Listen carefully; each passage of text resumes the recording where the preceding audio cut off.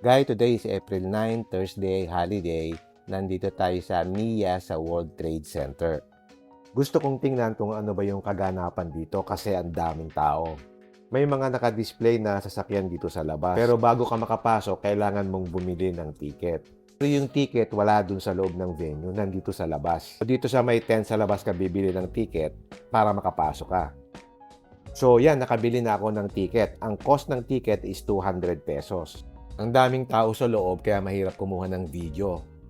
So ang gagawin ko parang general view lang para magka-idea kayo kung ano yung itsura sa loob. Ang general observation ko is puro Chinese cars. Ang hindi lang Chinese car yung Kia. Wala yung mga traditional Japanese brands na dati nasa Miyas. Yung bike meron silang display na B60 at meron din silang B80 wagon na parang copycat ng Brabus. Selling price nito I think mga 4 million. And then they have this B40 Pro Trail Master na 4x4. Ang selling price niya is about 2.4 million.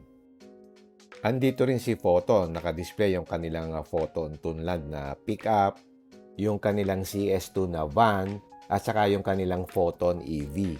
Andito rin si DFSK, isang Chinese manufacturer.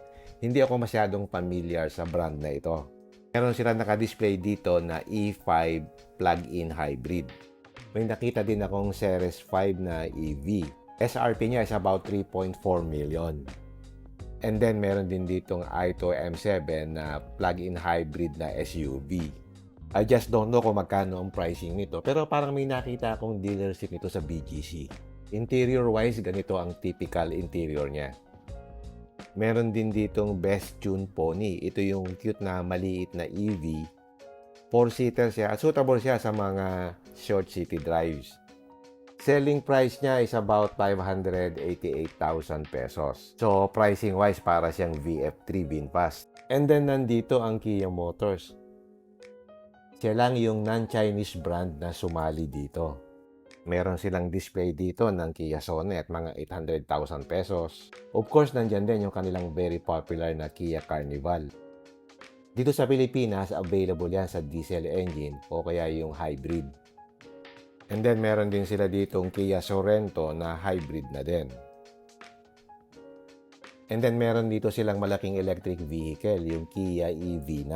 Malaki itong GT line nila. Ang capacity ng battery nito is about 99.8 kWh. At meron din silang display ng Kia EV5. Ito yung electric vehicle na mas maliit than the EV9. Selling price nito ranges from 2.3 to 2.7 million. Nandito rin si Geely. Ito yung nagka-problem before pero ngayon unti-unting bumabalik.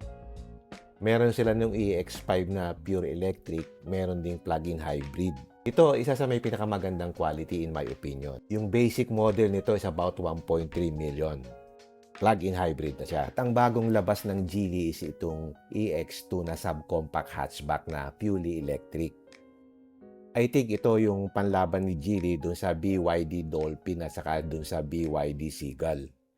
And of course, nandyan pa din yung kanilang Geely Okavango. At meron ding display dito si Auto Plus.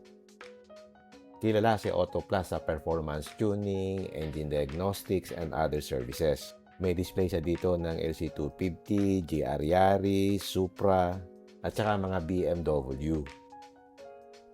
At ang may pinakamalaking boot space ay yung BYD. Naka-display dito yung kanilang Denza D9. Ito yung luxurious van ng Denza na ang selling price is about 4 million. Ito yung premium brand ng BYD na panlaban nila sa Toyota Alphard.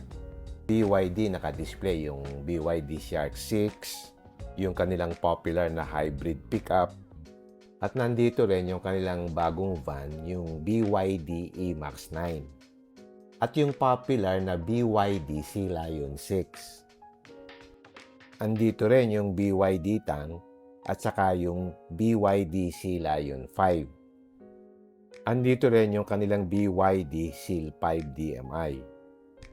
Meron ding BYD Atto 3 na updated. And of course, nandyan din yung BYD Seagull. Ito yung mini hatchback na fuel electric. At ang pinaka-latest na nilaunch nila is itong BYD Sea Lion 7.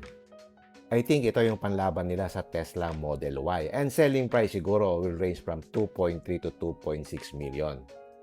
Nagandahan ako sa design niya. It's full electric. And expected na about 82 kilowatt hours yung battery pack nito. Nag-a-accept na sila ng reservation and expected launch nito is about May. Sabi nung agent, it would likely be available in premium all-wheel drive o kaya yung rear-wheel drive o variant. Range would be about 482 kilometers. Grabe si BYD sa Philippine market. Siya yung leading. There are about 15 models na pagpipilian mo dito ngayon. Kaya sila yung may pinakamalaking boot space dito sa Mias. Okay, punta naman tayo sa ibang brands dito. Ang isang nakatawag ng pansin sa akin is yung G700 ng Jetour. Ito yung large luxury plug-in hybrid SUV ng Jetour. Based siya on a ladder frame chassis at ang selling price niya is 4.48 million. Bibili ka ba nito o yung Toyota LC250 na almost the same ang price level? Napaka-luxurious nito at ang daming features. Meron siyang dual electric motor with a massive 904 horsepower and 1,135 Newton meters of torque. Nandito rin yung GAC, naka-display yung kanilang GS8 na hybrid. At saka yung kanilang GS3 M-Zoom. Nakita ko rin yung kanilang Hype-Tech HT Luxury Electric SUV. Ito yung may gull-wing door. Very luxurious yung cabin niya. Even yung front passenger seat niya, merong 4-way electric leg rest. May display din sila nung kanilang plug-in hybrid na GN8 na van. Ito yung panlaban nila sa Alphard, saka sa Denza, at a lower price point. Ang selling price nito is about 3.38 million. So, ganito yung itsura ng interior nitong GN8. Marami na rin siyang mga luxurious features at a lower price. At meron din sila ditong M8 na van. Ito yung hybrid na MPV ng GAC. So, umikot pa tayo at ang nakadisplay talaga dito is majority is plug-in hybrid, or electric vehicle. I think makukonsider mo sila depende sa pangangailangan mo. Kung first-time buyer ka, pwede mong subukan ang mga ito. Pero kung may current ICE vehicle ka and with the current high oil prices, pwede mong ibenta yung ICE mo to buy a hybrid. Siyempre, kung ibebenta mo yung ICE mo, second hand na yon, so magdadagdag ka pa para makabili ka ng plug-in hybrid or electric vehicle. So, i-compute mo din yung cost-benefit analysis mo. You have to consider din kung kailan mo katagal gagamitin, ano yung savings na makukuha mo, ano yung cost to maintain, at ano yung salvage value. Kasi at a certain point, you have to replace din yung vehicle mo. So, it's not simply sasakay ka lang sa bandwagon. Iba-iba siyempre ang condition ng mga buyers. Okay, ang next na mayroong display dito, yung Changan, saka yung MG. Meron silang display dito ng MG3, MG GT, at saka yung MG Cyberster na EV. Ito yung 2-seater electric sports car na ang selling price is 4.5 million. Nandito rin pala si Chery. At naka-display yung mga usual nila na line-up ng mga Tigo. At nandito rin yung Link & Company. At ang isang nakita kong magandang design itong Rox. Boxy yung styling niya and very luxurious yung interior. It can travel for 235 kilometers on pure EV and about 1,115 kilometers on full tank of gas. Selling price nito is about 4.3 million.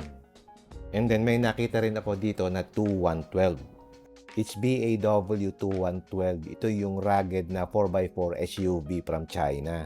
Ito yung classic military jeep design with a ladder frame chassis. Meron siyang 2-liter gasoline engine with about 250 horsepower. 4x4 siya at ang ganda niyang bihisan. Ang itsura niya para siyang heavy-duty na SUV. At meron ding display dito yung bike. Naka-display yung kanilang mga rugged SUVs, off-roaders, and crossovers dito sa Philippines. At nandito rin si Omoda Jayco. It's a brand under the Chery Group. Meron silang ipinopromote dito na Jayco J5 sa hybrid electric vehicle na ang price is 999,000. At nandito rin pala yung Deepal. Bale, subsidiary siya ng Changan. Parang ito yung premium division ng Changan. At ang pinopromote nila yung REEVs or Range Extended Electric Vehicles. So, yan basically ang mga participants dito sa MIAS 2026. Almost lahat Chinese vehicles except for Kia. Ang dami mong mga choices ngayon from Chinese car manufacturer. And with the current oil crisis, it looks like yung mga car buyers are considering itong mga Chinese cars para makatipid sa fuel. So let me know in the comment section below if you are already an adopter or considering it. Okay, sa mga hindi nakapunta sa MIAS, I hope nakapagbigay ako sa inyo ng kaunting background about what's happening there. At kung libre kayo this weekend, pwede pa kayong pumasyal. Kaya lang, expect nyo yung dami ng tao, ang init at saka yung hirap ng parking. Okay, hanggang dito na lang. If you like this video, don't forget to like, share, and subscribe. Until next time, see you again in my next vlog. Bye!